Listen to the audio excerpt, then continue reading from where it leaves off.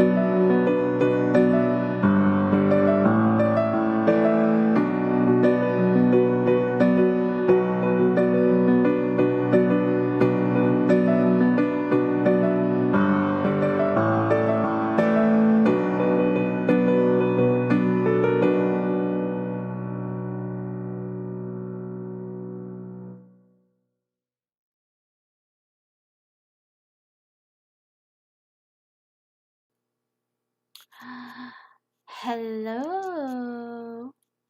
Okay, I'm going to wait a little bit and see if anyone else joins, but we're going to go ahead and also get started because I am 20 minutes late.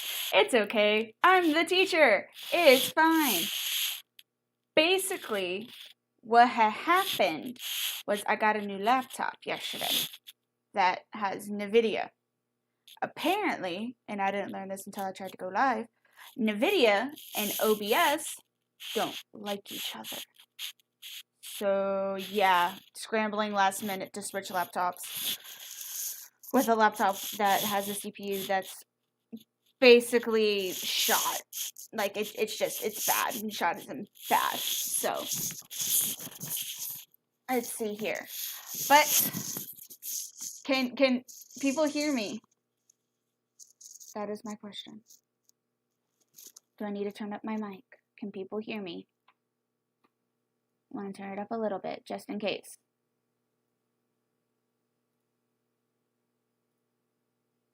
People.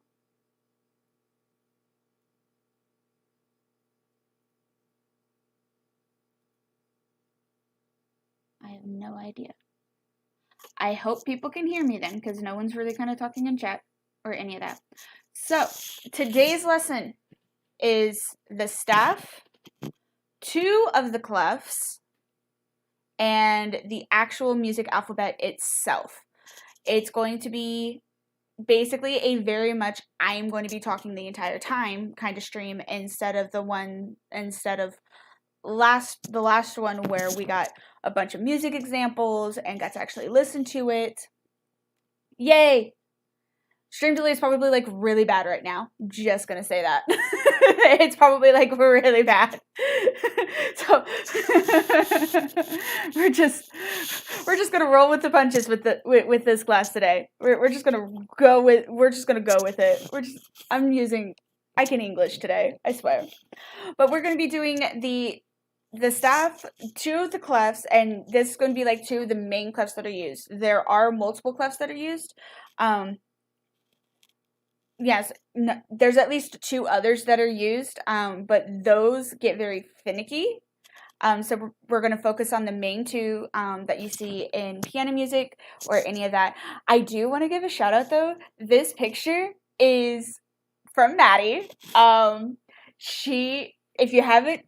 If you didn't know this, Maddie literally took Film Out by BTS. She took Film Out and transposed it and made it into a beautiful orchestral like piece, and it is so amazing.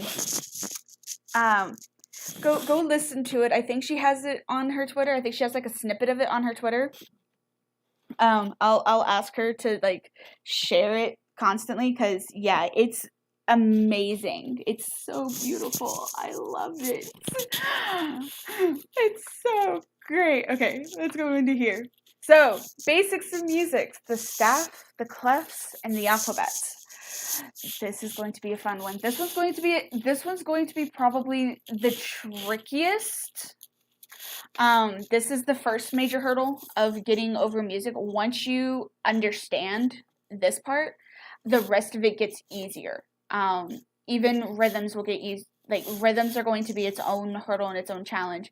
But rhythms, to me, at least, and I'm someone that actually is good at rhythm. I'm good at rhythms, so I can't really say much. But the alphabet, the clefs in the alphabet are going to be the hardest part of it. Yeah, there's a huge stream delay. Okay, I just saw that change. That is a huge stream delay. Oh man. Okay. Let me see if I can try to do something in OBS to make the stream not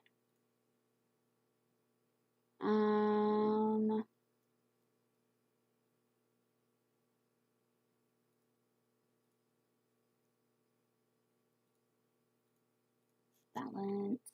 I'm trying. I just saw that. So people who are wondering, I just saw where everything changed over. And that's a really big stream delay. Ignore this. Okay, so homework. I gave you guys homework because I am a teacher, and that's what us teachers do. We give homework because we love homework. My actual English kids, my kids hate the homework. They do, and I call them out when they don't do it. I call them out in front of the entire class. I may be mean, but they need to learn a lesson there. Yeah, that's a huge stream delay. Oh my goodness. Okay.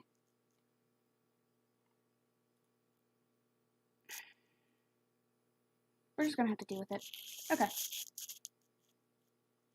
We're just gonna have to deal with the stream delay. Hopefully it's not as bad for the second class.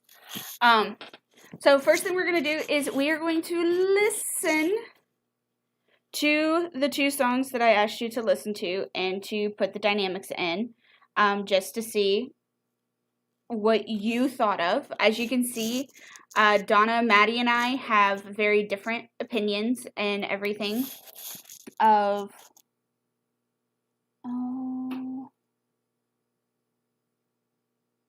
Oh no. I'm trying to see if there's actually a way to be able to kind of fix the lag and fix the stream delay, but I don't think I can since I'm already streaming, which stinks really bad because I can also see the view and it's bad. Okay, there. Hopefully that'll fix it. Alright, so we're going to listen to First Love, and we're also going to listen to Interlude Shadow.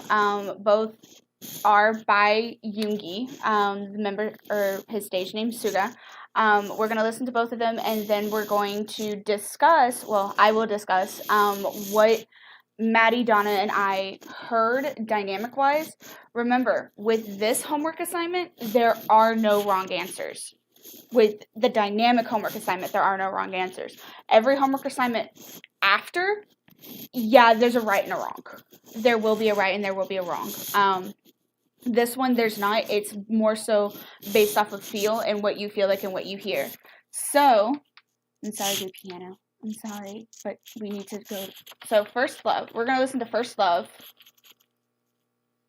And for people who don't realize, First Love is about Yoongi's first love being the piano and how he fell in love with music. Like, as a musician, this is the song I feel everyone needs to listen to because of what it means and everything. I'm just going to use this.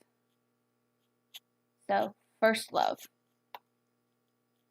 Hopefully. 유튜브 광고를 통해 제가 다가가고자 하는 고객의 시선을 적시에 사로잡을 수 있습니다. No ads. Okay. 내 기억의 구석 한켠에 자리 잡은 갈색 피아노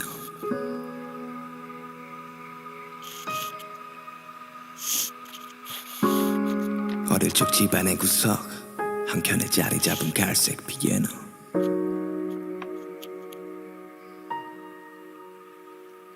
그때 기억해 내 키보다 훨씬 더 컸던 갈색 피아노 그게 나를 이끌 때 널 우러러보며 동경했었네 작은 손가락으로 널 어루만질 때 I feel so nice mom I feel so nice 그저 손 가던 대로 거닐던 건반 그때 너의 의미를 몰랐었네 바라보기만 해도 좋았던 그때 그때 기억해 초등학교 무렵 내 키가 너의 키보다 더 커졌던 그때 그토록 동경했던 널 등한시하며 배고 갔던 건 방구 위 먼지가 쌓여가며 방치됐던 네 모습 그때도 몰랐었지 너의 의미 내가 어디 있던 넌 항상 그 자리 지켰으니 그런데 그게 마지막 이럴 줄 몰랐네 이대로는 가지마 You say 내가 떠나도 걱정은 하지마 넌 스스로 잘 해낼 테니까 really don't listen on the lyrics themselves. This is something that I kept having to tell Donna. Don't listen to the lyrics. Listen to the actual, the piano, the metronome, the strings, how he's using his voice as a dynamic for dynamics themselves. Don't listen to the words. And that's something that I kept having to tell Donna, and I don't think she even understood. Don't focus on the words, focus on the delivery. How is it being done? What's the volume he's going at? What's the dynamic that he's doing? How is that compared to the piano, the metronome, the crash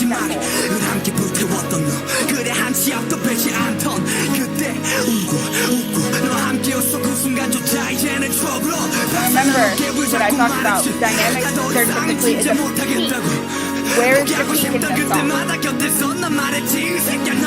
to his advantage to be able to tell the story of the song? Remember, this song is about how he fell in love with the piano.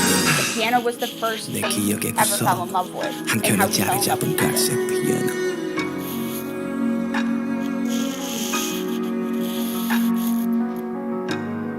어릴 적 집안의 구석 한켠에 자리 잡은 갈색 피아노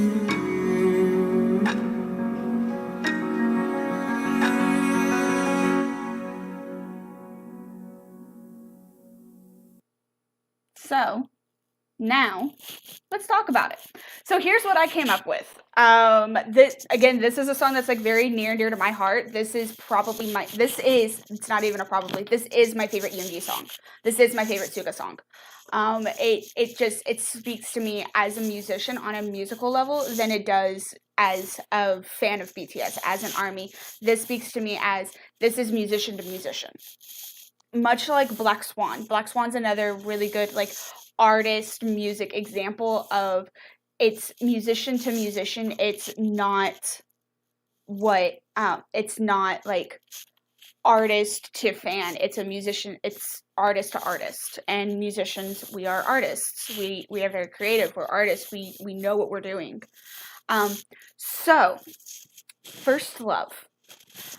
I put that the beginning, when it was just the piano and just the vocal, that it was kind of piano to mezzo piano. Like the vocal was a little mezzo piano, like his voice was a little mezzo piano, and the accompaniment behind him was a little more piano. The piano would crescendo. From what I heard, the piano would crescendo, and that's what this is. That's what this means right here. CRESCN. That's crescendo, and I'll get to where I put decrescendo. Oh, and I even misspelled decrescendo because I was quick to get this done. But whenever the metronome came in, that tick, tick, tick, tick, every musician hates the ticks. Oh, shush, Donna, don't bother me, okay? It's been a morning. Okay, it's fine. I'll fix it for the next class. But every musician knows the metronome. We know the ticks. We know a metronome is supposed to keep the beat. It's supposed to help a musician keep the beat. That's the entire point, and that's why he put it in there, because it keeps the beat. It's not like any special thing. No, it's an actual metronome. Like he even said that there were times where the metronome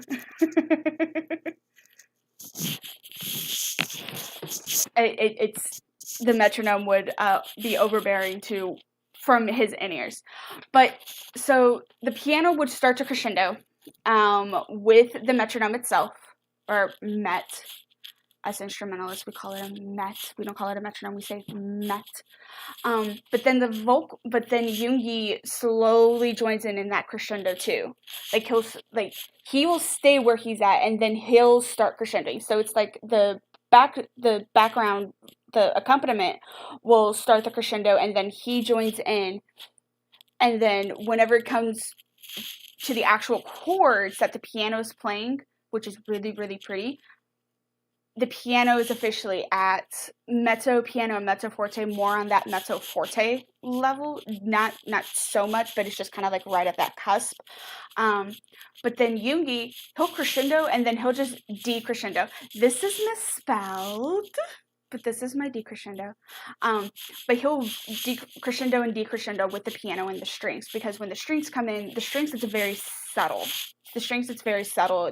They come in kind of like at piano or so. And then the strings, I put pushing and pulling. That's a instrumental term. That's not something that you'll hear vocalists say. That's not something that you'll typically hear, like even Donna probably wouldn't even say push and pull, because it's more of a wind instrument kind of thing. It's more of like a band thing. But pushing and pulling mean, especially with dynamics, means you're pushing the air forward to be able to get a little bit louder, but then you're pulling it back again. So it's a lot of control. It's a lot of lung control and air control. But that's kind of what the strings are doing. But instead of using their lungs and their air, they're using their bow. They're using their bow hand to create that tension and create that push and pull effect between. And this is also kind of like a constant, like crescendo, decrescendo, crescendo, decrescendo between piano and mezzo forte. That peak, if you want to look at the actual song, the peak of the song is at about 2 minutes and 28 seconds towards the end. Remember, the peaks are always towards the end of the piece, not at the exact middle of the piece. It doesn't make sense for it to be at the middle. Okay. Yeah, so, okay, I didn't know that there was a way to be able to do push and pull with piano. Okay, I've now learned something new. We're musicians, we're always learning something new. But Yoongi will crescendo. Oh, Donna, you missed it. I kind of called you out on having to tell you not to listen to the lyrics.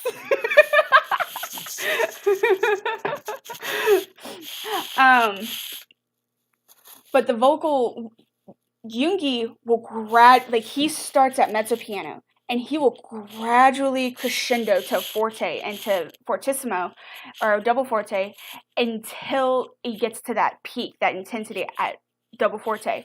And then when he just starts breathing, which is very timed, and their actual notes, and its actual rhythm, it's subito. Subito in Italian means sudden. So that's not a word that I taught you guys. And the last one, though, that's kind of one of those things that, like, okay, I have to use this word, I'm going to teach this word. But subito means sudden. So subito piano. That means everything cut out. You just hear strings on a chord, and it's beautiful. But then the strings even cut out, and it's just the metronome. Tick, tick, tick, tick. But then the strings come back in. The strings in the piano, they kind of come back in, and they crescendo and then decrescendo into mezzo piano. I don't hear them. Did I spell subito wrong? No, I didn't. Donna's scaring me right now. She's making me think I spelled words wrong. I don't like that. I don't hear a decrescendo into niente. I hear crescendo, decrescendo into like mezzo piano, and it's a sudden end. It's not any of that. So Donna was fancy, and I didn't want to post a picture because she added other things to it that I didn't ask for. I love you, but doing more than asked by the teacher. But I also actually did legit ask her to do this in case if she wanted to. So she puts that it's mezzo piano. It starts at mezzo piano, and then it crescendos, and then at one point it'll crescendo into mezzo forte. And then she also noticed that there was crescendo and decrescendos throughout the entire piece that would end to mezzo piano. And then whenever the peak started, it's like I don't want to do bois, because bois is a very bad sound in wind instrument, but it's like a sudden hard, I don't know how to explain it with string, because I don't play string. It's like it's a bow thing. It sounds like it's a bow thing. Excuse me, I just sneezed. Excuse me. Whew, I'm sorry about that, man. But then the peak starts, and then she also notices that it goes to mezzo forte, and then it'll crescendo into forte, and then it'll crescendo into double forte, and then it'll suddenly stop, and then it'll drop to mezzo forte, mezzo piano, and then she noticed a decrescendo into nothing, because she kind of didn't put a note, so I figured that she meant it was a decrescendo into nothing, but it could be different. She probably heard something that I didn't. This is where dynamics is very tricky to the listener. This is why you're not wrong if you notice something completely different. So now let's listen to Interlude Shadow. This is like my favorite song in the album. This is like my favorite. I love Interlude Shadow. I don't want the music video because the music video doesn't have the full track. Oh, I don't want the music video because the music video doesn't have the full track. I may have to pull it up on my Spotify. I'm gonna have to pull it up on my Spotify. Okay, you guys are about to see my Spotify.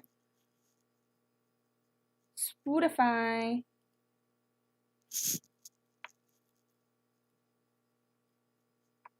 You know what? Oh. Okay, maybe. Here we go. I need Spotify. Yes, I said Spotify. It's fine. You guys are going to see my Spotify. You're going to see how much I love BTS. And that's fine. It's okay.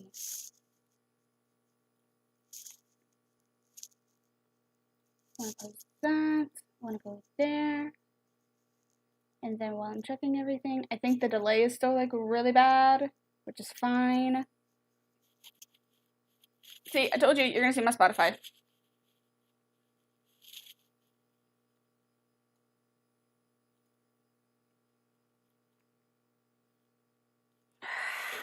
Never mind. Okay.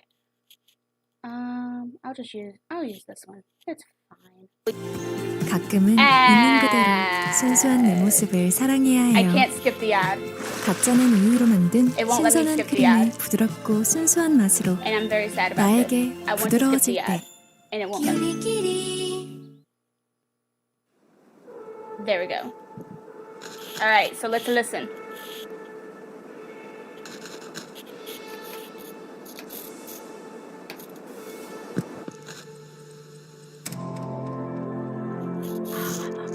So much.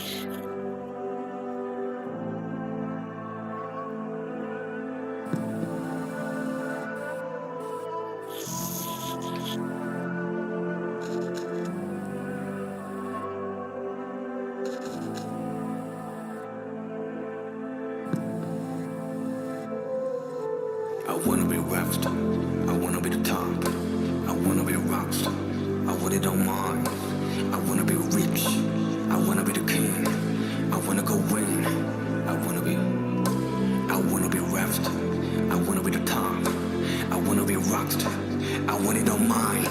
I wanna be rich, I wanna be the king, I wanna be me, I wanna be the more boy, let me see, I got a big dream, yeah. Ooh, 매일 설레지 내가 어디까지 갈지. Just like with First Love, don't focus on the word. That's the one thing whenever you're learning about dynamics and learning about rhythm and all of that, especially with songs, you don't want to focus on the words, you want to focus on the delivery. How are they said? What's this rhythm? What's this tempo? What's the actual dynamic? How loud are they getting? You don't want... Okay, what is he actually saying? There's a reason it takes me so long to learn a BTS song or any of that.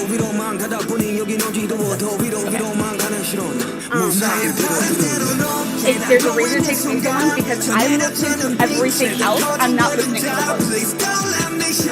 I don't like listening to the words. I like listening to the other stuff. It's like, oh, that's nice. Oh, that's nice. Kind of thing. And that's something that Donna doesn't know how to do, apparently. She likes to listen to the words and follow the words. Like, don't do that. 네가 바라던 게 이런 게 아니었니 울던가 뭐가 두려워 네가 원하던 게 이런 게 아니었니 네가 바라던 네가 원한 삶 네가 비싼 삶 비없이 다 알아들이 거기에다 너는 비카스 빅 네가 원한 건 모든 걸 가졌지 근데 뭐가 문제야 즐겨 아님 노통가 싫어 그럼 달리던가 뭐 멈추던가 한 가지만 하라고 튕긴대지 말고 알려줄 일 없다고 정말 몰랐었냐고 네가 가진 만큼만 나는 가져갈게 그게 뭐든지 말여 때론 너의 휴식은 추락이 된단 걸 이제 알겠니 매번 최선을 향하는 대로 높게 날고 있는 순간 저 내려지는 빛에 더 커진 그림자 Please don't let me shine Don't let me down Don't let me fly 이제는 두려워 가장 위태하게 나를 마주하는 순간 공교롭게도 여긴 창문이잖아 Please don't let me shine Don't let me down Don't let me fly 이제는 무서워 Don't let me shine I wanna be the top The first time I wanna listened be to a this, rockstar. and I it got wanna to this go part, more. I wanna be rich. in the music video, I wanna be the the first king. time I listened to I this, wanna go win. again, I wasn't focusing on the words, I was focusing on everything I wanna else. be left. This I wanna part, be the top. we're gonna get into like this kind of thing, I want it on mine. but this part was like my favorite. This to the end is like my favorite part ever. Because it's faster. The key is different. The delivery is different. Everything is different than everything else in the entire thing. And then you get to this. It's my favorite part. I could talk about it forever.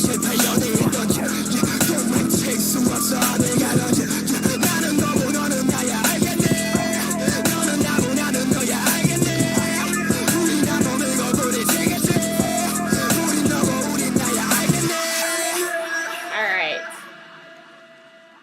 Thank you. Alright, so here's what I put whenever it comes to interlude shadow. I put that it started at piano.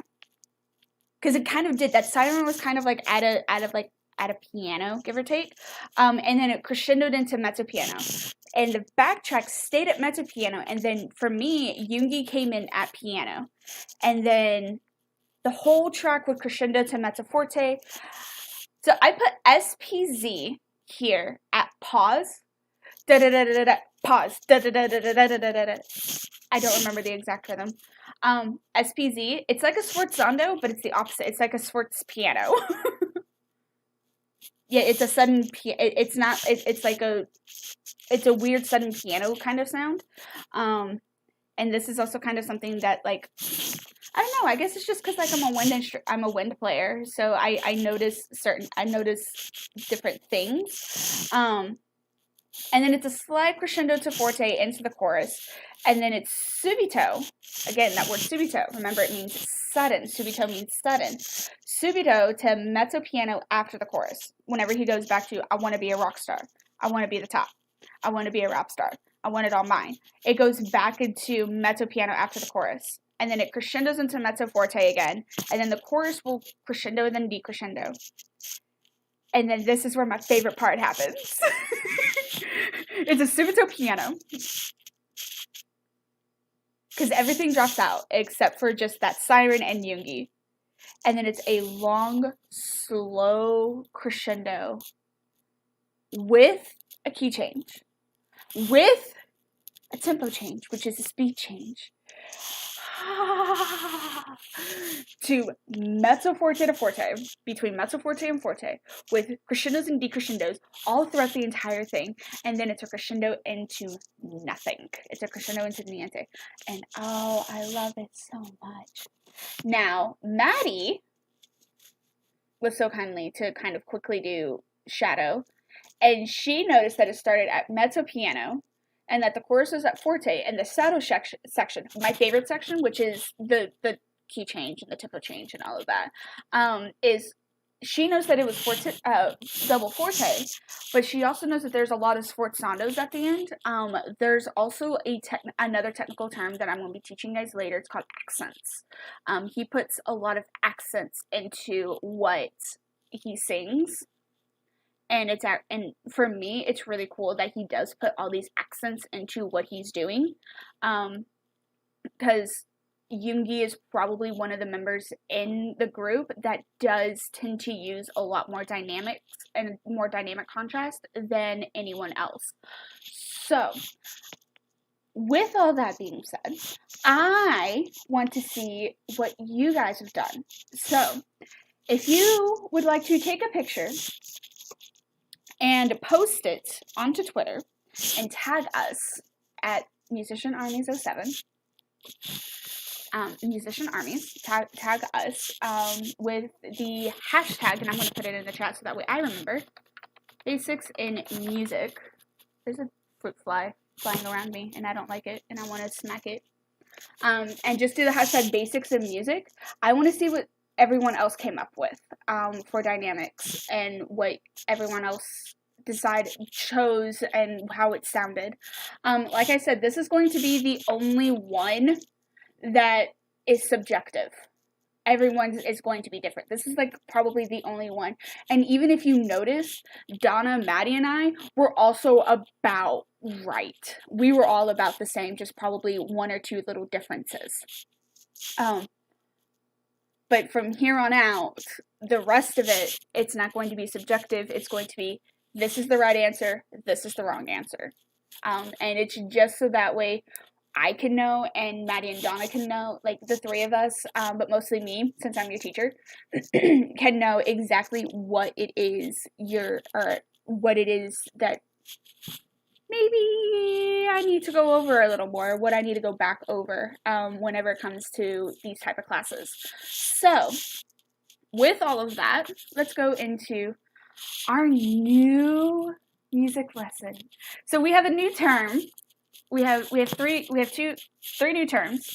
Well, a few new terms. The first one is going to be the staff. Now, here's the thing. Dynamics are all in Italian. Because Italy, music, Italian. However, Italian is based off of Latin. Italian is a Latin-based language. English has aspects of a Latin-based language. If you don't believe me, look it up. We really do.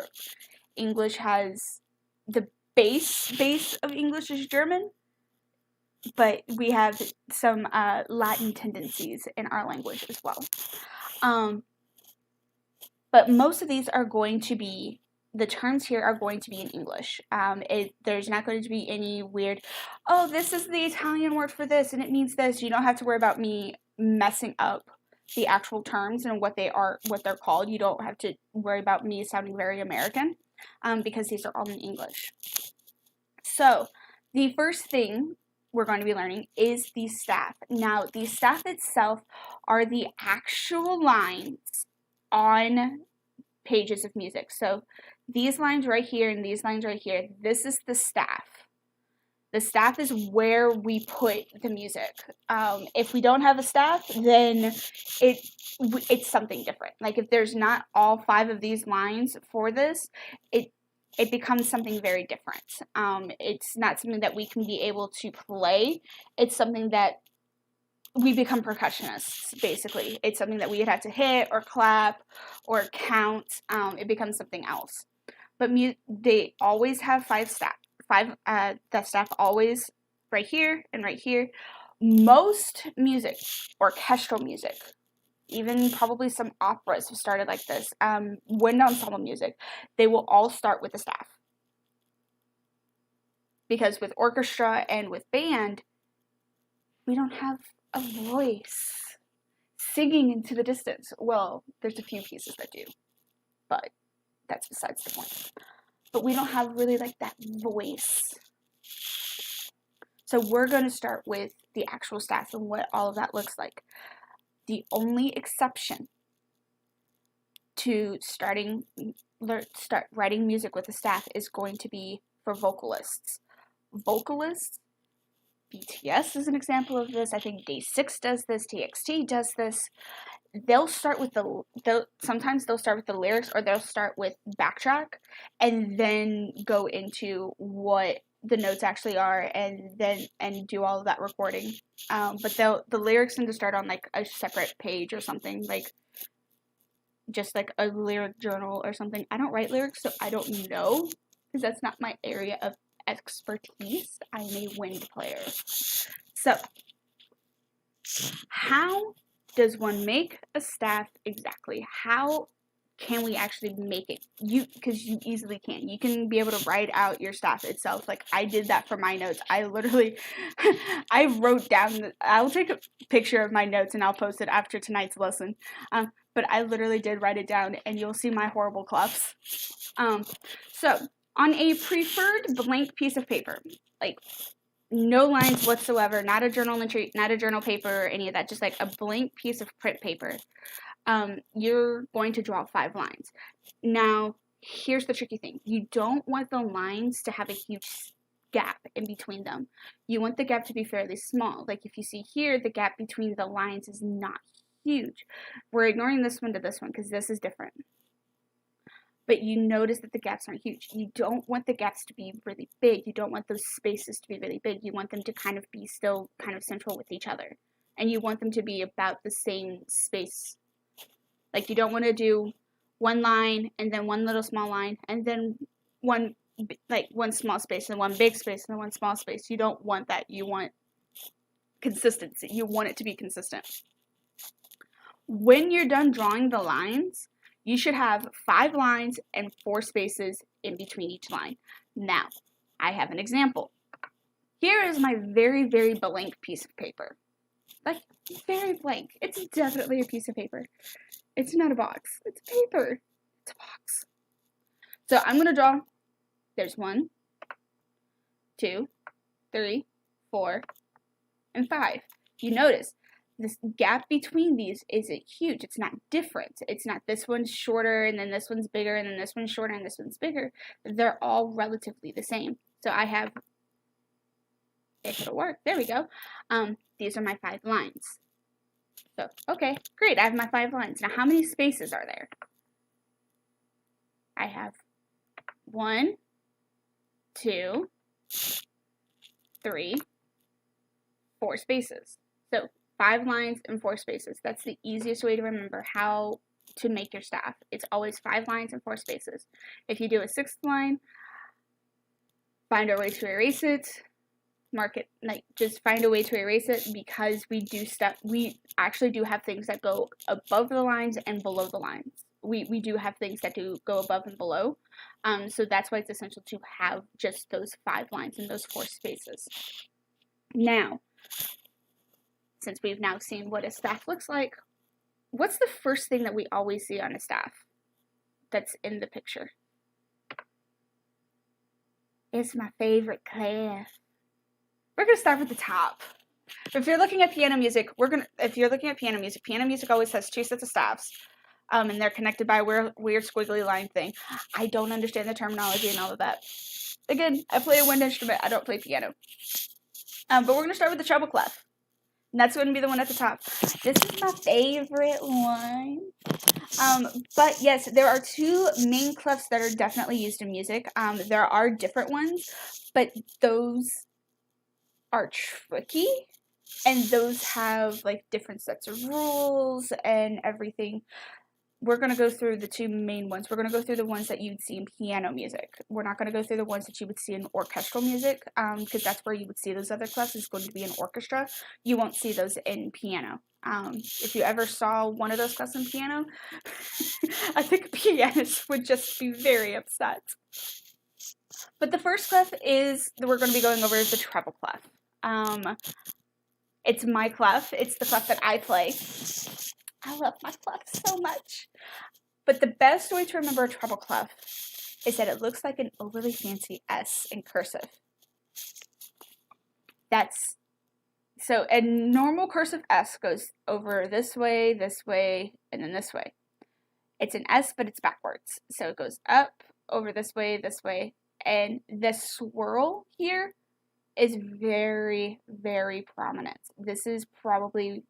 That's the important thing about the treble clef that you always have to remember, is where that swirl is. The treble clef is for higher pitched instruments. So and what I mean by higher pitch is that the instruments go high. Like they'll go high instead of like a low. Examples of these would be flute uses treble clef, violin uses violin, clarinet, saxophone, trumpet, those are ones that would use a treble clef, because those are the ones that have like higher sound. They can go higher, they can't go very low, but they can go very high.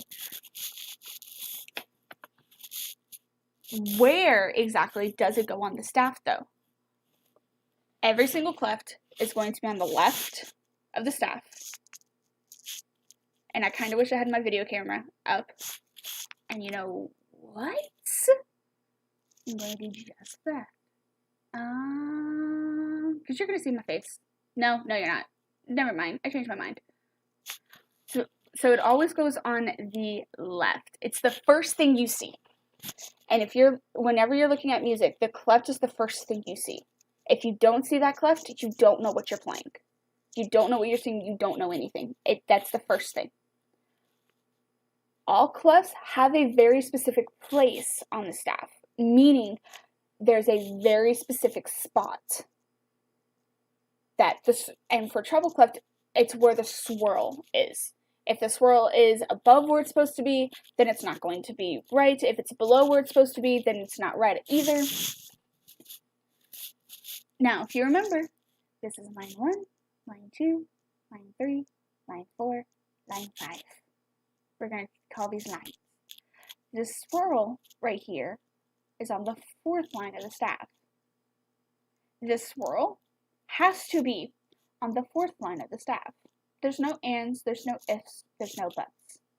4th line. If it's not on the 4th line, it's not a treble clef. And you'll find out why. Because it all goes into the actual alphabet itself, which we will be getting into. The treble clef does not move to different lines. It doesn't move down here. It doesn't move up here. It doesn't move all the way up here. It does not move. It stays. This is its permanent home for all of eternity. And I should probably change the page of my notes. But now, what about... Computer, work with me. What about the lower notes? The lower notes, we have something, it's for the bass clef. The bass clef. It's like, when you first look at this, you think, oh, bass. Okay, bass. No, bass. This is where English is a lot of fun, where one word can have multiple different pronunciations. This is pronounced like a bass guitar or a bass drum, not a bass fish. It's not a bass, it's a bass. If you're going to tell me, oh, that's a bass clef, I'm going to look at you like you grew a second head, because for me, bass is a fish. So the bass clef itself is used for lower instruments. So that's going to be, like if you're doing piano, your right hand is treble, your left hand is bass. Because your left hand can go to the lower notes, your right hand can go to the upper notes. But this is used for the lower notes on the piano and also for low instruments. What I mean by that would be like tuba, cello, string bass, trombone, baritone, some baritones. That gets finicky. But those are typically low instruments. Those are the ones that have the low sounding. Like if you're ever listening to a tuba, they can go really, really, really, really, really low. And then I can go really, really, really, really, really high. It's great. Think about the last lesson we had the second lesson, when we listened to Second Suite in F for military band. That very end of Fantasia on Dargason, where it was the tuba and the piccolo. The tuba is the low instrument, the piccolo is the high instrument. That's what that contrast is like. Now, I asked many people what they thought the bass clef looked like. Someone said, it looks like half a heart, which it does. It looks like a half a heart. I think it looks like a backward C. Like it's a weird backward C. Someone else thought it looks like a fancy 9. Whatever you think it is, just remember, this dot has to be on line 2. This bulb right here has to be on line 2. But the most important thing is this dot and this dot. They have to be in between this line. It is not a bass clef unless these dots are there. If these dots aren't there, it's not a bass clef. It's a weird symbol. If these dots are there, then you have a bass clef. So, exactly where it goes, bass clef goes on the second line here. Remember, 1, 2, 3, 4, 5. Treble clef goes on this, the swirl goes on here. For treble clef, bass clef, it's all up here. This big bulb has to be on the second line. And the big thing, this dot and this dot have to be in between. And you'll see why these are so important. Like the specific locations of these is very important because of what we play and how we play it. Just like the treble clef, the bass clef also does not move. This is its home for all of eternity. The treble clef has its home for all of eternity. This is its home for all eternity.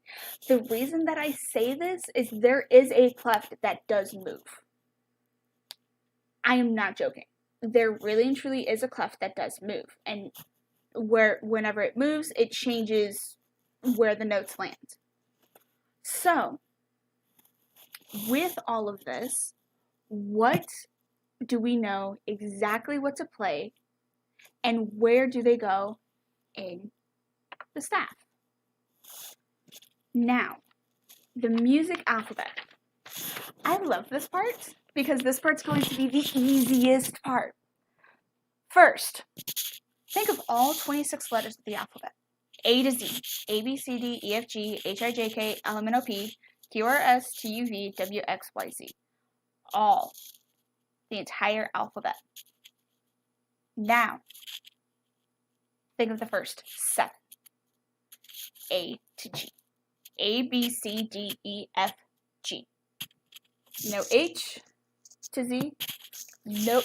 None of that whatsoever. They go away. That's the music alphabet. A to G is the music alphabet. Now, what happens if we get to G? We start on A. We go A, B, C, D, E, F, G. A, B, C, D, E, F, G. And just keeps going. Forever. It can keep going forever. For as long as it needs to, for as long as you want, for any of that.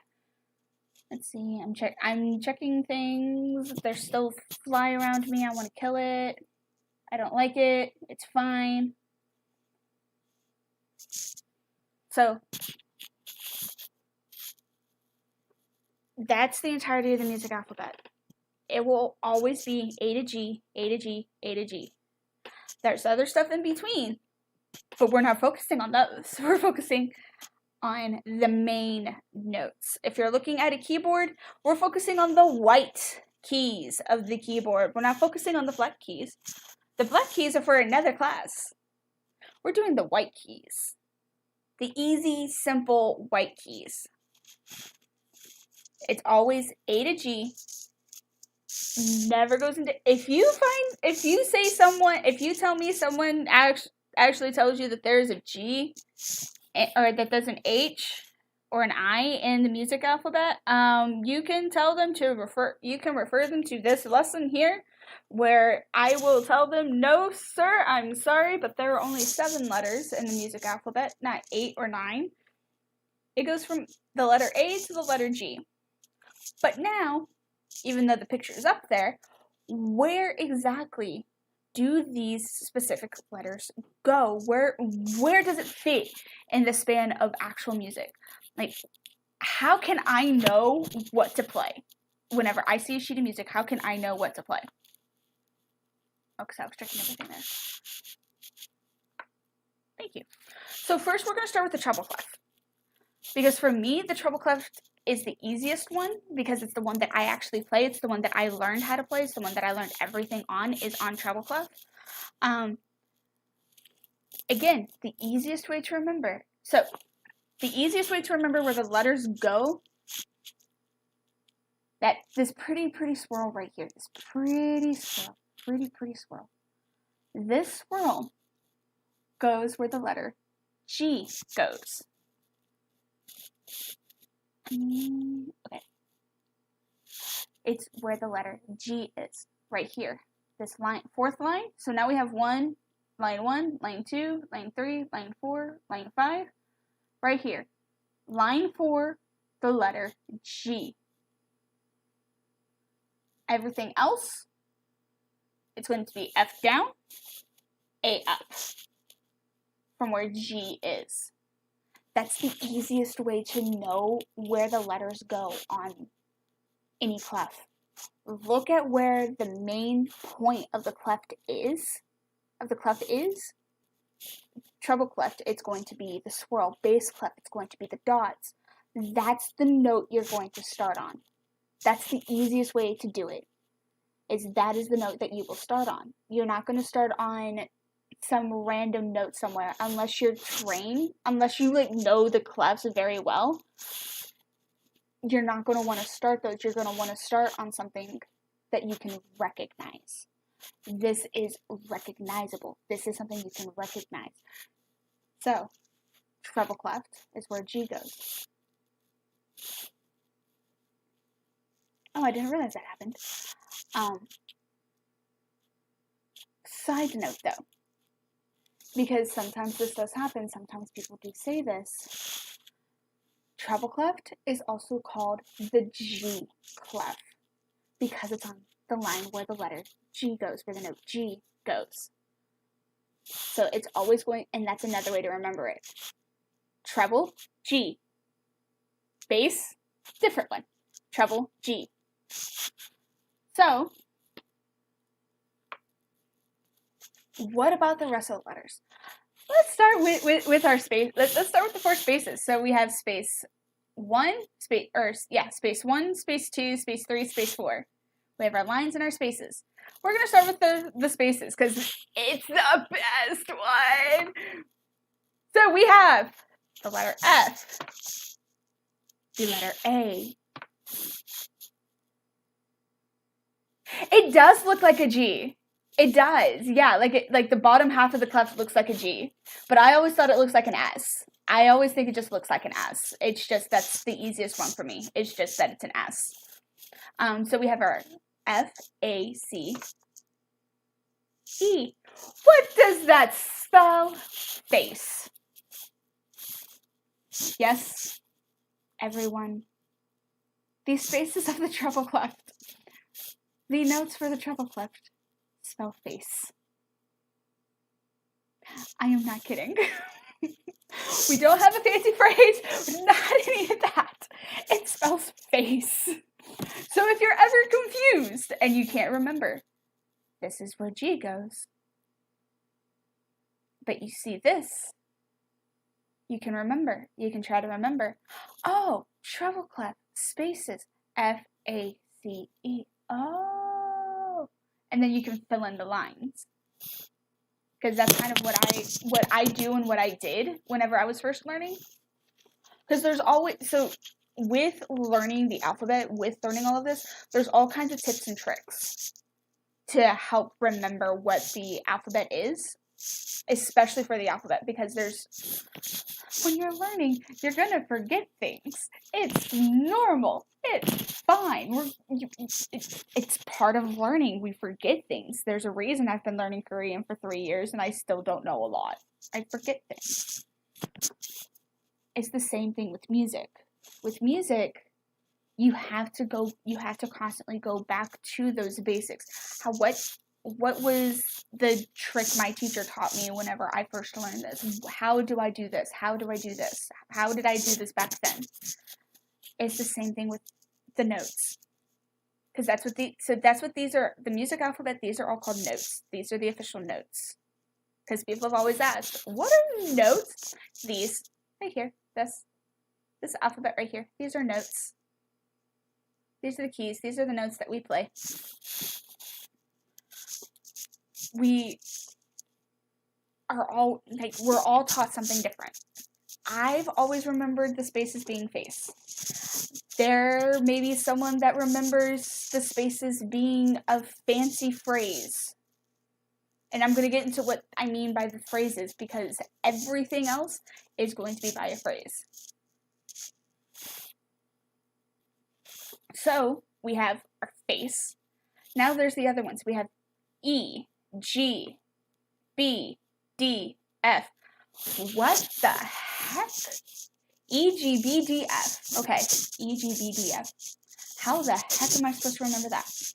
Again, we have ways of remembering these things. We have things that we're taught.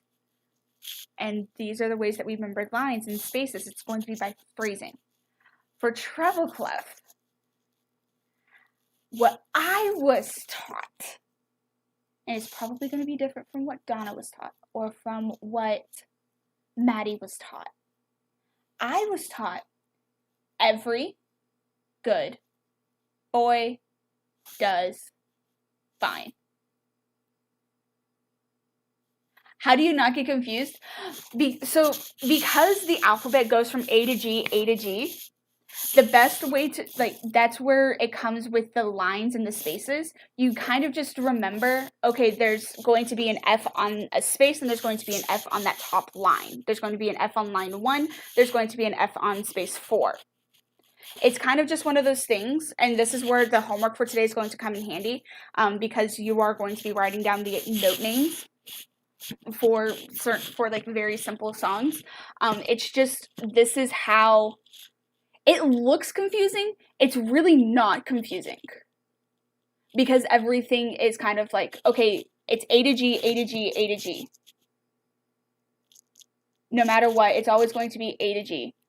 We're going in another lesson. I think I'm going to put it into the next one. We're going to be getting into something called octaves, and that's what this F to F is. It's an octave. That's what this E to E is. It's an octave.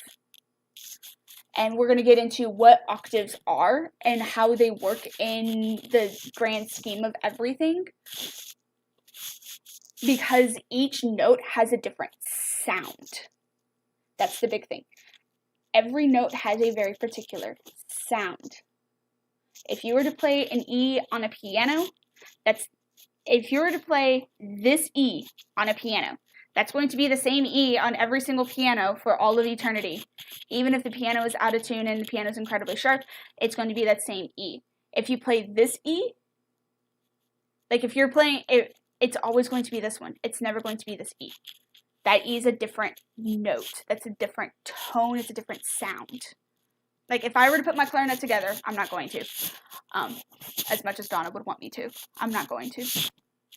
And I would put my clarinet together and I were to play this E would sound very different than this E, if that makes sense. I know it's something that's very tricky right now, but the more practice you get to it, the better and easier it will get. Believe me. For every music learner, this is the hardest part. Everything else after is a piece of cake. This is the hard part. I still remember when I was first learning how to play, I had to put the note names on the top because I was still learning the alphabet. Still learning it. And one day my teacher got mad at us and told us to erase it because we shouldn't do that. There's very specific circumstances where you actually can. So, but lines, always remember, if you come up with your own, you could come up with your own phrase. I won't because I was taught every good boy does fine and face, so. But if you come up with your own, it has to start, first word has to start with E, next one is G, B, D, and F. Now, if you thought treble clef can be confusing, just you wait. Bass clef! I hate bass clef so much! There's always going to be a clef, and there's a reason I hate bass clef. There's always a clef you will struggle to remember. This one is mine. I've been taught bass clef, and the notes for bass clef. God knows how many times. I still get confused by bass clef. Forever and ever. I'm always confused about bass clef. But that trick I told you about earlier, remember where the note is? That's what you have to remember. Because treble clef never moves. Bass clef never moves. So it's very easy to go, okay, here's a bass clef. Okay, there's this line here. The dots are there. Okay. Bass clef also has a letter name. Just like treble clef is the G clef. Bass clef, F. This is our F. Fan. I have a little fan going.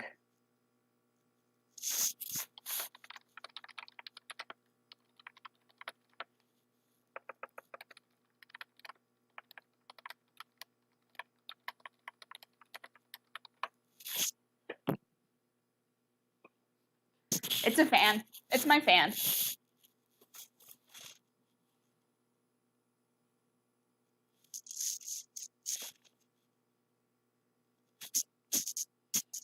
So, bass clef is also known as F. I'll get into why the treble clef and bass clef aren't the same note, because they're very much not the same note at all. And I'll get into why that is. So, always remember where these dots are, where this little bump is, where the dots are, where this line is, it's always F. It's why I hate this clef so much, because I can go, oh great, I can go up, but now I have to go down. G clef, it was, oh great, I can just go up, and it's very few down. Great, I can just be able to keep going up and up and up and up and up. Bass clef, you have to remember the alphabet backwards. I struggle with that all the time. I hate it. That's why I hate it so much. I hate bass clef so much. Just kidding. I actually do like it. It's a pretty sound. It creates pretty notes. I hate having to remember the alphabet backwards. So, what about the letters for the bass clef? This one, there's not a fancy trick. There's not an easy trick like there is with treble clef. Treble clef, you just remember face and then the phrase. Every good boy does fine. Bass clef, everything is a phrase. But you never put bass clef, you never put the lines and spaces for the phrases. You don't put the lines and spaces together. You keep them separated. It sounds confusing, but it's actually easier because you're not having to focus on, okay, wait, what's the phrase for everything? You can just go, yeah. There are different placements for all of the notes for the different clefs, and I'm going to get into the reason why, and it deals with a very, very special notes. Very special notes. I can never remember where the note is on the mother freaking piano, and I've taken piano lessons. I'm sorry. I'm sorry to my piano teacher. I'm sorry to my university piano teacher. I have failed you. But this one is going to be the phrases, and there's going to be a phrase for the spaces and a phrase for the lines, and it's to make it easier. Because when you know the phrase from the spaces, you can just be able to put in the notes from the spaces. If you know the phrase from the lines, you can be able to put in the notes from the lines. So the phrase for the spaces, I'm going to start with the spaces because the spaces is smaller, it's easier. It's A, or the notes are going to be A, C, E, G. You always notice there's always a note after. A, C, E, G. This one is very easy to remember because there's two main ones. Again, you could come up with your own phrase, but there's two main ones that are used for spaces. All cows eat grass. That's what I learned. And I actually learned that from a friend. Like not 20 years ago, like almost 20 years ago, 18 years ago, 15 years ago. I'm aging myself. I need to stop. But all cows eat grass, and my fan just ran out. I'm gurring at it. That's the easiest way to remember this. Another one would be all cars eat gas, but to me that doesn't make sense. I like the cows and grass. Now for the phrases. In treble clef, we had every good boy does fine. For bass clef, good boys do fine always. This one's, again, the lines are always going to be harder to remember than the spaces because there's just more notes on the lines than there are in the spaces. And it's also something that with time, it gets easier. As time progresses, as you get further into music, as you start understanding music more, it gets easier. This is the hardest hurdle. This is the hardest part. Once you get past this, everything else becomes simpler. So, why exactly do they have different letter names? Like I said earlier, there is a very special note that connects both of them together. So if I were to pull up a piece of piano music, you will see that there's one note specifically for both of treble clef and bass clef, and it's the same spot. But in order to get to that, we have to add lines. Now these lines have a very special name. They're called ledger lines.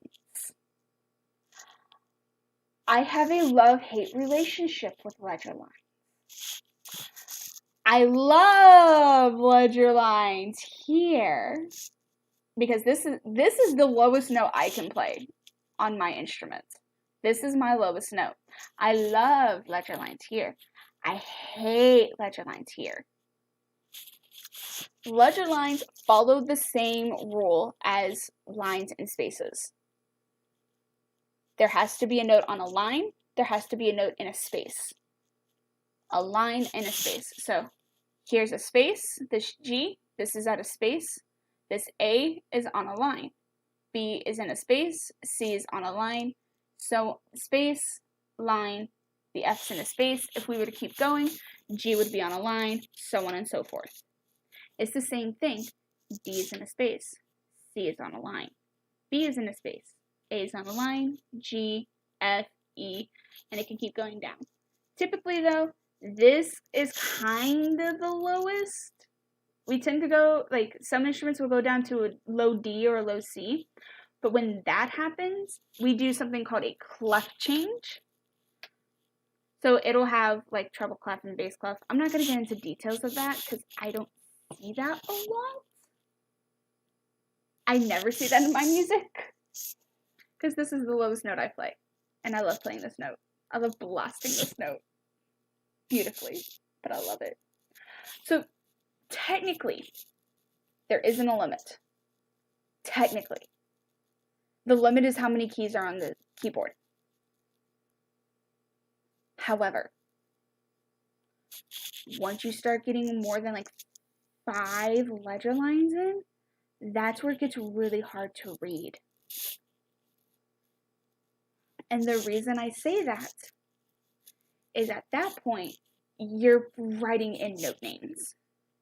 You're writing in the letters themselves.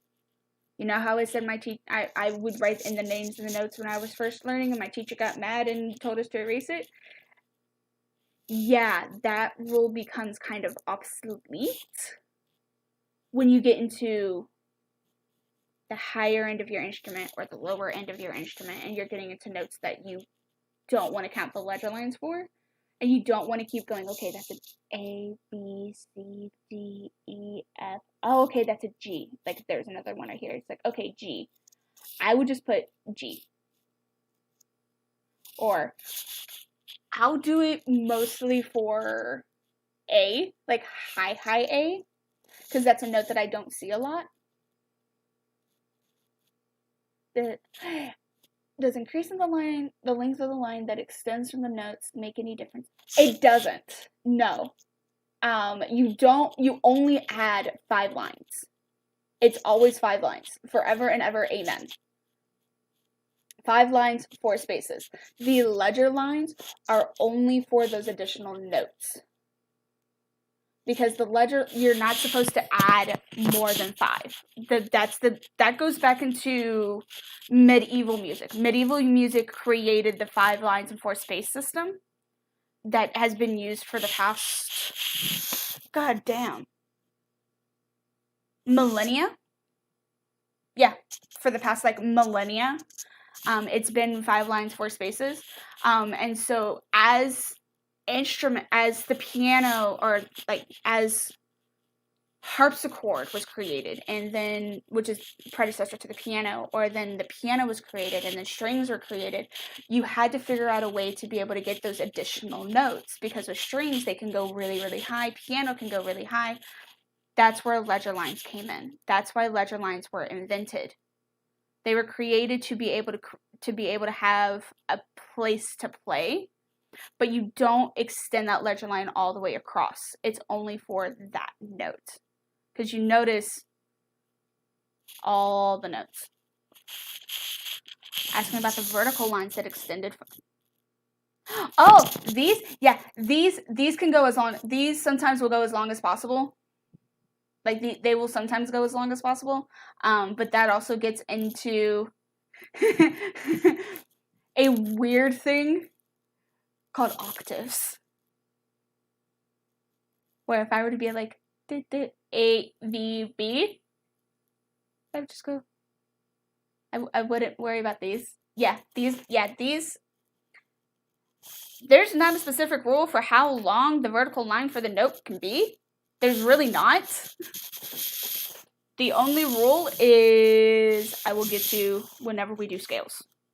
There is a rule for the lines. There is a rule for the vertical lines on the notes, but I'll get to that whenever we do scales, because that's a scale intensive lesson. That's going to be part of the scale lesson. So, ledger lines. Now, yeah, like there's a very specific rule whenever it comes to those lines. there is a rule as to when they go down and when they go up. There is a rule. It's a horrible rule, but there is a rule. And it's a rule that we cannot break. Like, so the stuff that I'm teaching you guys right now in music, these are rules you can't break. These are rules that have been in music for, again, over a millennia. So these are rules that will not break. These are rules that we cannot break because it's the basics of music. Now, when we get into, if Maddie or Donna ever does theory masterclasses, like actual theory, not like the basic stuff, those rules can get broken. And always get broken. My rules don't get broken because they can't. My rules are set in stone, like the hardest stone possible. So, that note that fits perfectly between both clefs, if you've noticed, is the letter C. There's only one ledger line, right here, for the letter C. Letter C, right here. It's on piano music, it's right in the middle. It fits perfectly in the middle. So that is why, with the clefs, treble clef goes up, bass clef goes down. Because all of the notes are based off of this C. They're not based off of anything else. They're only based off of C. So, if we're going up in the alphabet, C, D, E, F, G, A, B, C, D, E, F, so on and so forth for all of eternity. If we're going down, so going up, high notes. Going down, low notes. B, A, G, F, E, D, C, B, A, G, so on and so forth. Everything's based off of, we call this middle C. In piano music, this is typically called middle C. At least that's what my teacher told me. Donna may call it something completely different. But that's what my teacher told me, was that this is middle C. It's not a special, it doesn't have a special name. So just remember, this C is the reason why this is called the F clef, this is called the G clef. Because these notes go down and these notes go up. Treble clef will always be easier, in my opinion, than bass clef, because treble clef you're just going up. Bass clef you're constantly going down. I know bass clef players. I have friends who are trombonists and who are tubists and cellists that aren't army, and they think bass clef is easier.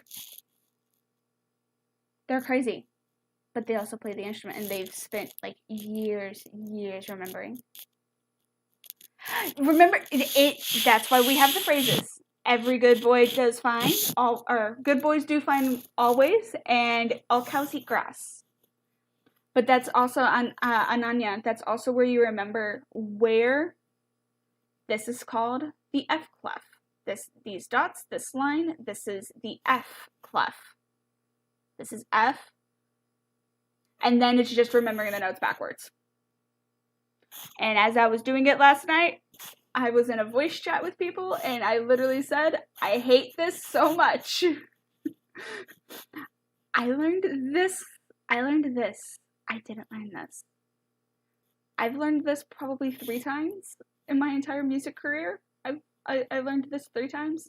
I learned, and even then, I still sometimes think that these are special, like these are treble clef notes instead of bass clef.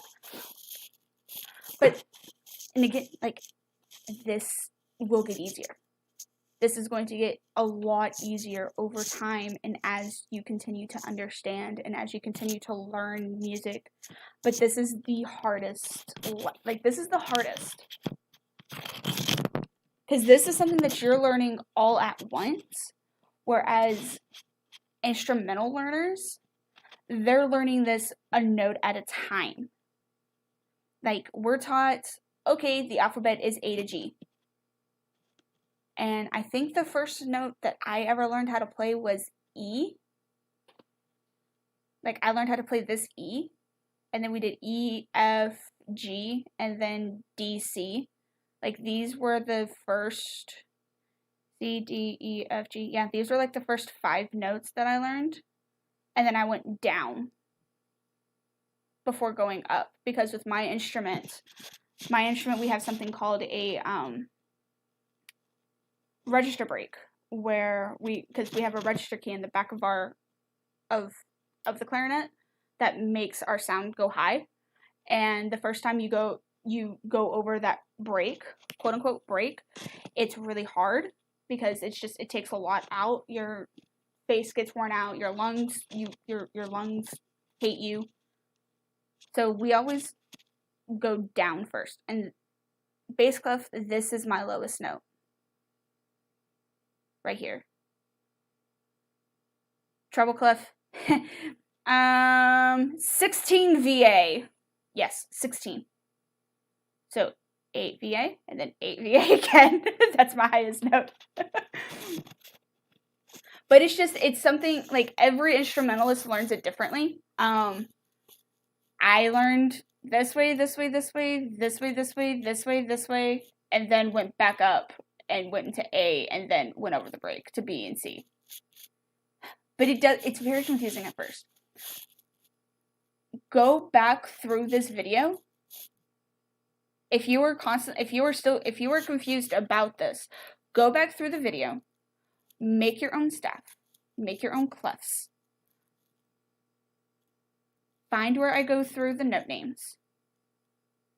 Put the note names on the line. And then on the side, put it to the side, line, phrase, or spaces, phrase, treble clef. F-A-C-E. Because we don't have a phrase for that, because it spells face. It's face.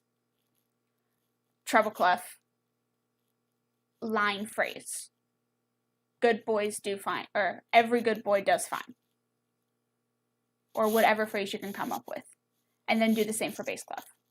That way you have that constant reference. And then whenever you're writing the phrases, for every word, capitalize the first letter. because that's how we read music. We read, if we're seeing something with music, we're using capital letters. We're not using the lowercase. We always use capital. But that's like the best way for you to be able to remember is write the staff itself, write the clefs out themselves, and then put in the note names. Like, find out where the note names are, and then go ahead and just write down the sides. Like, I am going to put the video capture up, so that way I can show you the example that I did. Video capture, let me add it really quick.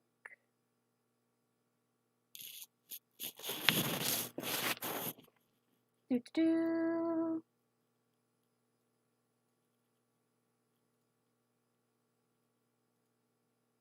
Okay. Hi. I think you can see me. I want to wait until it actually shows up before I actually show you what I did. And you're going to see my horrible clefs. This is just, it's very, very long lag time.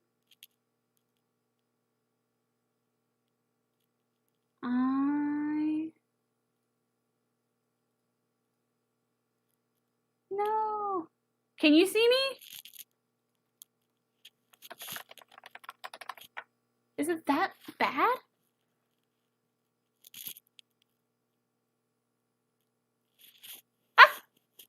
Yeah. Hi, Ananya. So you're going to see all of my notes. So here is what I'm literally talking about. Let me put it down this way. This is what I'm literally talking about. You see here, I have my treble clef, I have my bass clef, I have my 5 lines here, 4 spaces, 5 lines, 4 spaces, 5 lines, 4 spaces. You can't see the dots on the bass clef, but those are my dots. This is my horrible treble clef with my swirl. Here is my C, and then I just went down. And I went all the way down to F. And then bass clef started with C and went all the way up to A. This is what I'm talking about.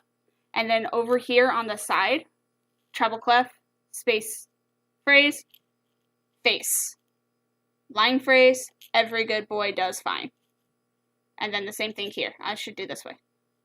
I'm looking at the mirror as I'm doing this. So, space, or lines, all cows eat grass.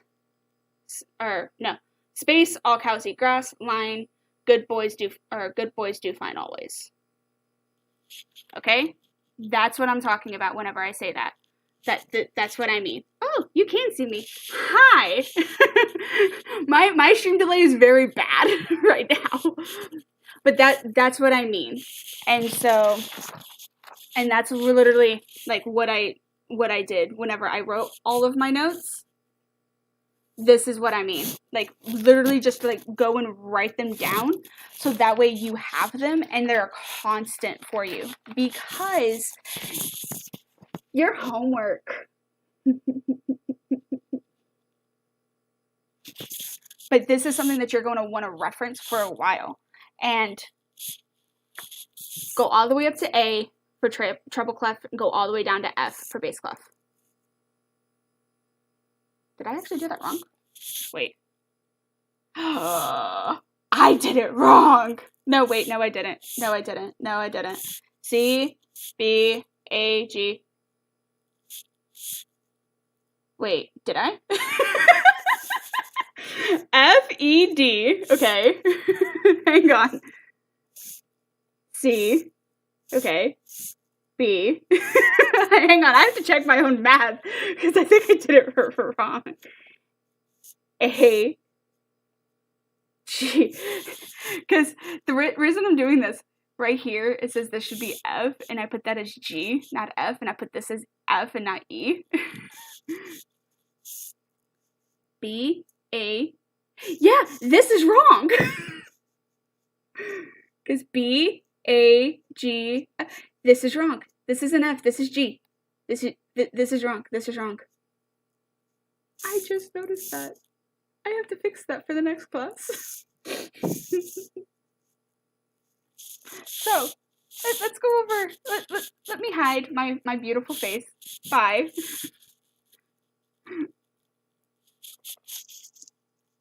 There.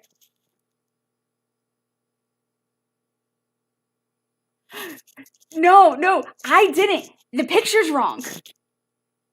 The picture's wrong. I didn't name it wrong. The picture's wrong. I just did the math again. I just did it again. So F. This is why I hate this so much, because you have to go backwards. It's F E A B C D E F G. Okay. G F E D C. This is supposed to be B right here. This line. Line 2 is supposed to be B. Space 4 is supposed to be A. No, I didn't. No, I just found the picture. I just found it. And then this isn't supposed to be F, it's supposed to be G. And then this is supposed to be F, E, D, C, B, A.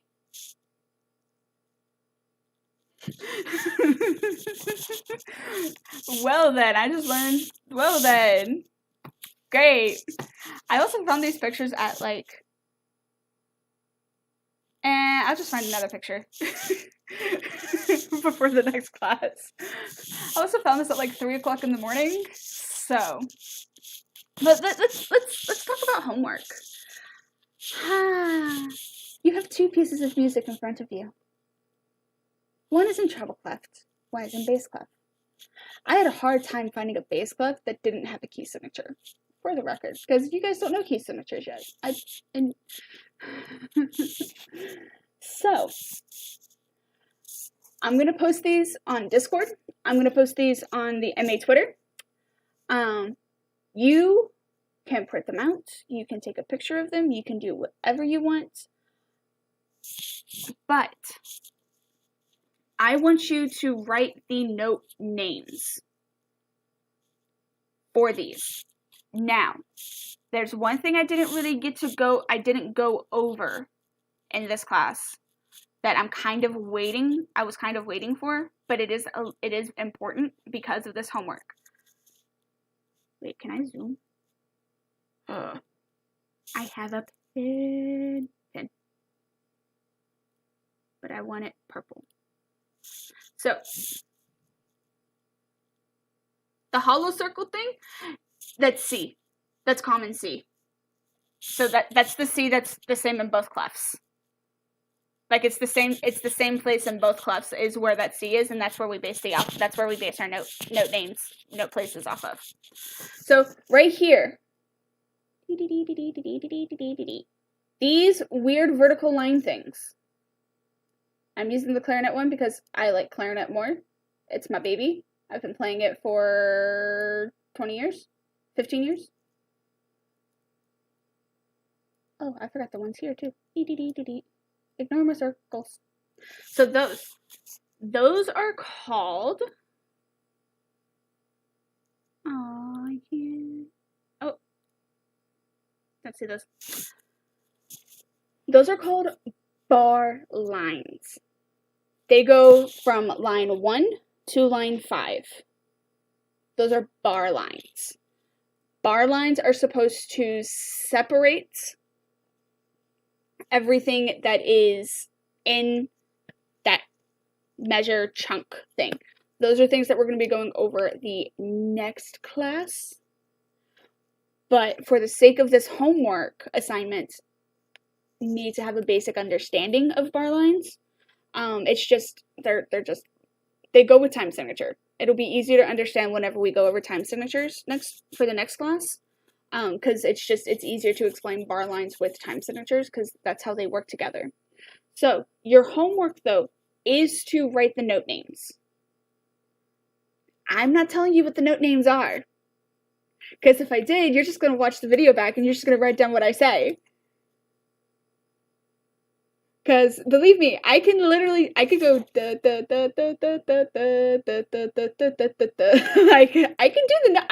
the fingerings because I know the fingerings. It's easy.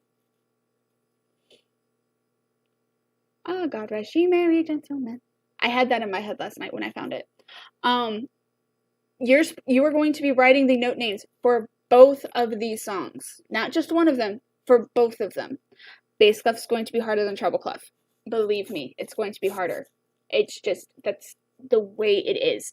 We will go over the answers in the next class. Our next class, though, will be on July 18th,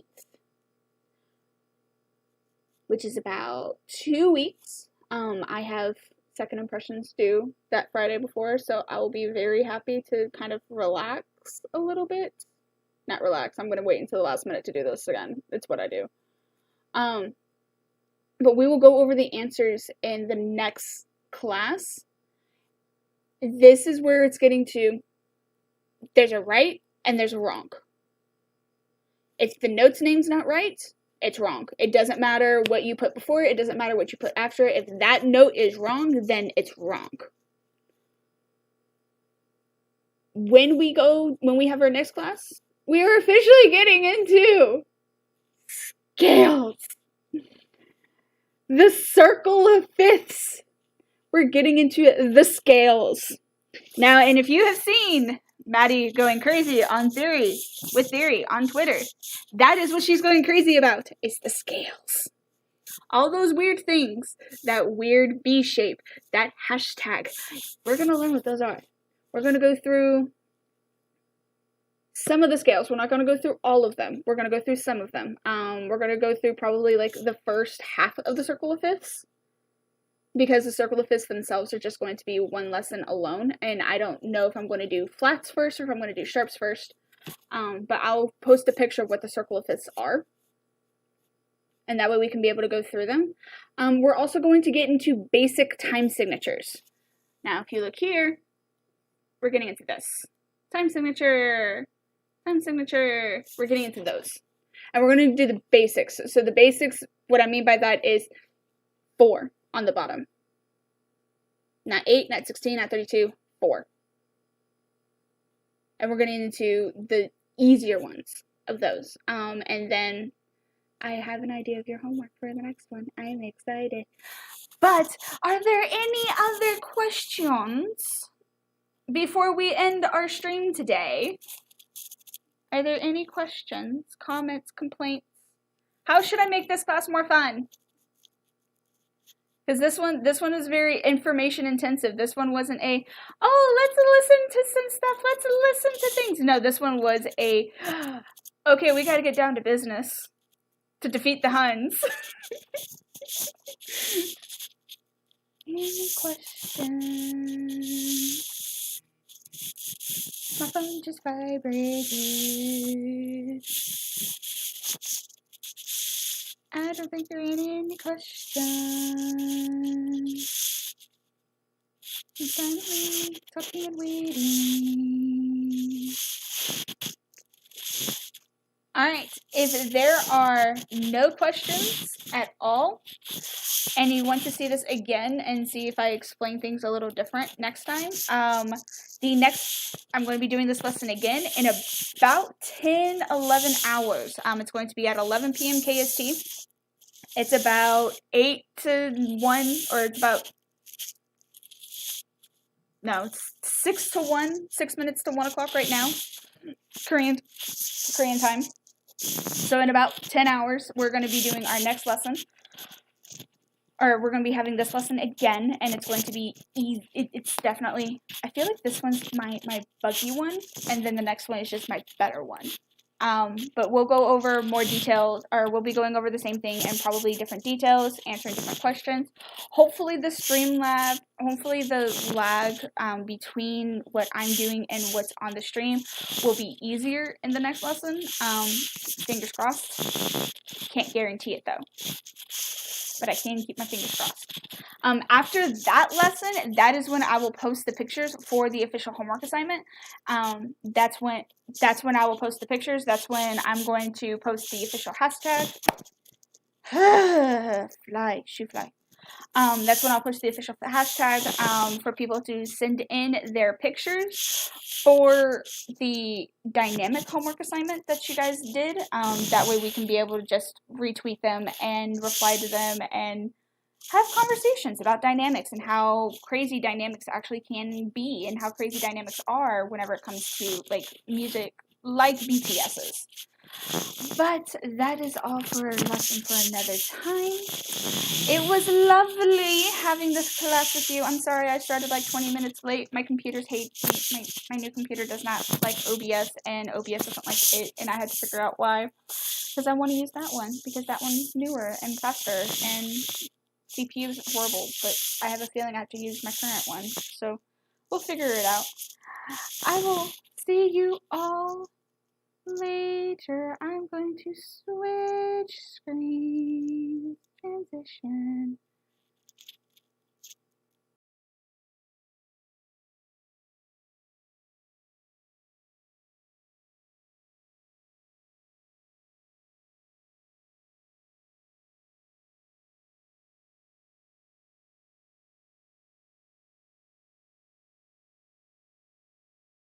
Parents, word is you don't enjoy kids' movies.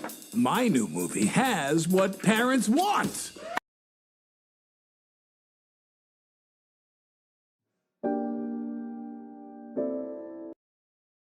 We've lost our way, that's what you told me. Lost with tears they come